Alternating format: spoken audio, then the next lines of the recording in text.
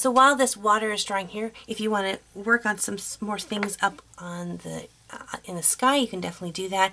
If you want to add some shadow to your clouds, you can do that.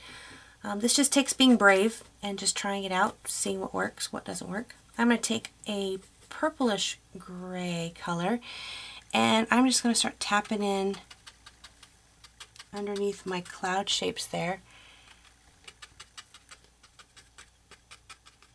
a little bit. And so I have my color in there, and it's really harsh now, so I'm going to clean my brush off, dry it off so it's just damp, and I'm just going to feather that out just a little bit so that it's not so harsh. And just keep your brush damp and clean, and you should be able to blend those out. Little strokes. You can add a little bit of a cloud there. Let's do one over here. And again, you don't want to cover up all of the white. You just want to think of it as a shadow. And there wouldn't be too much of a shadow because the sun's coming this way. So the shadow is really on our side of the cloud, not really on the underside of the cloud. So you can pull that shadow up and leave a little bit of white down underneath it.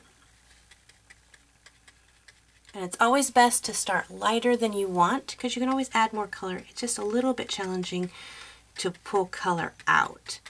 But you can always add in more color if you like, if it's going the way you like it. I'm going to add a little bit more of a vibrant in the center of the cloud there, a little vibrant purple. And this is really fun because this blue and this purple are really good complementary colors to each other, so they kind of really act beneficial towards each other. But I'm going to do that over here on this side. And just build those colors up. Now if you're painting this, give yourself some practice on this. Don't, think the first time you're going to paint this, expect yourself to come out with it perfect. It took me, years and years and years of playing around with this. And even right now, I'm like, oh, okay, I hope this works because I'm teaching people. So that's the fun about art. It's, you're not always knowing what's going to happen. And it's about experimenting and trying. Like I'm going to just put some touch of this blue up here. I don't know, because I feel like it. Just to see what it kind of does. See, it's a little dark up in that corner, so I'm going to rinse my brush out. Clean it out, and it's a little bit damp, but I'm just going to feather that out. It's okay. So just practice, if you just want to just do a page full of clouds, painting clouds, just do that, practice that. If you want to do just a bunch of waves, just practice those. Give yourself a chance to learn it before you expect to master it. So many people get so impatient, and they'll let me know that they've tried 50 times to paint something or draw something and it's not coming out. Well, it's because you're learning it. If you ask an Olympian gold medalist who has won the Olympics for tumbling, how many times did they tumble? More than 50. And if you want to be good at something, you have to allow yourself opportunities to learn and to fail, because your failures are really what's going to teach you.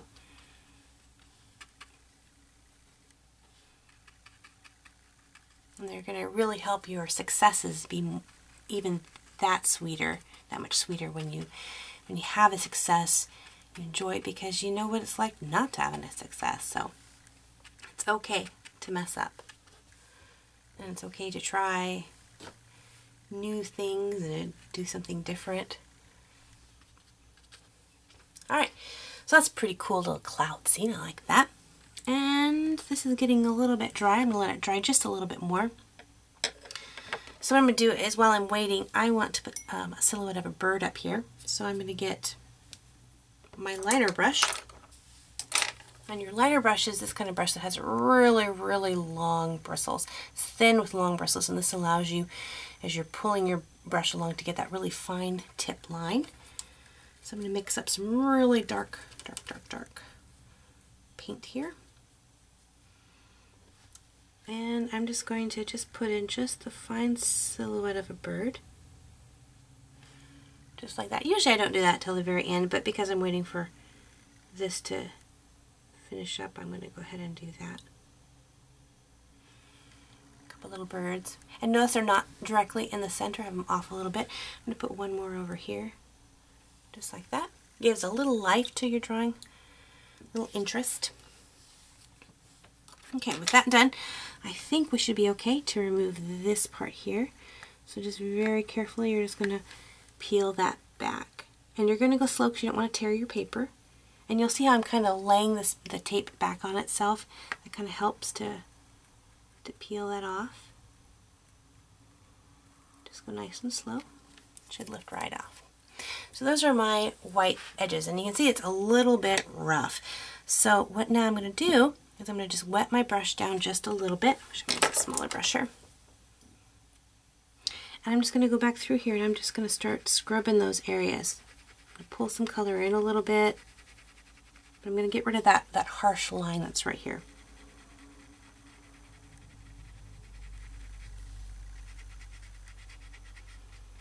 And again, I don't want to scrub the color so much that I lose my whites, but I want to get rid of that really, really harsh line. And in a couple of places, I'm going to bring the scrub all the way across. I'm going to bring that color in. It's going to break up that shine and look like a little bit of a wave. And you just keep going through this, just like this. Just scrub away. So on darker places here, that's where I'm going to scrub my line across. I'm going to connect those darker places on my highlight as well.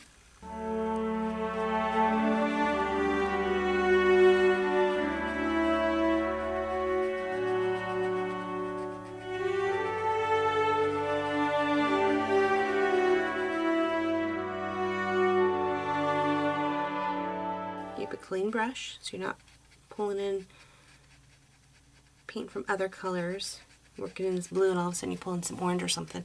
So keep your brush nice and clean. And just keep scrubbing away at it. You don't want to scrub hard because you're going to begin to damage your paper. Just little tiny scrubs. What you're doing is just waking that paint up. You don't want to let this also paint set like even overnight. You want to do it the same day. You know, I let this set maybe for 20 minutes so that the paint's not running everywhere, but I can still wake it up really easily. Wake up, watercolor. And you just keep doing that. Now if you want to, you can go back in with some of this color and add in some other colors going across here. Just a little bit, but you want to blend that out into the rest so that it looks like it's going here. I'm going to do that. I'm going to put that underneath that wave and I pull that in across there. And because of that little shadow underneath that wave line, it's going to create just a little bit more hint of that wave coming.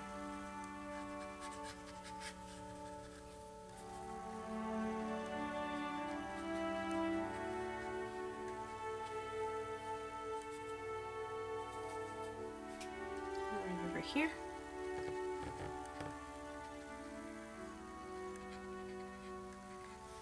And just a little bit over underneath this one here.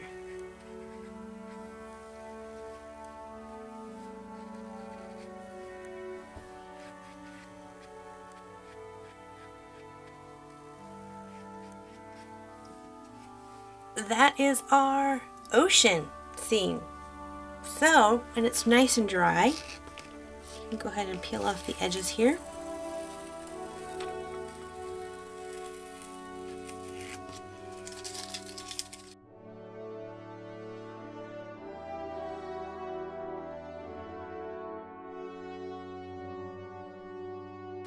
There you go. And then once it's nice and dry, make sure to sign your name. And there we go, we have our finished piece. And I think it turned out really nice. So if you end up painting an ocean scene and would like to share it with me, I would love to see it. So you can definitely post those to my Facebook page or Instagram, or you can send it to me in my P.O. box, and I'll put all the information about those in my inbox down below. So check those out. If there's something in watercolor that you would like to see, how would you do this? Make sure to leave that in the comments below for a possible upcoming Watercolor 101 tutorial. So yeah. Thank you guys so much for joining me, and until next time, God bless you guys, and we'll see you later. Bye-bye.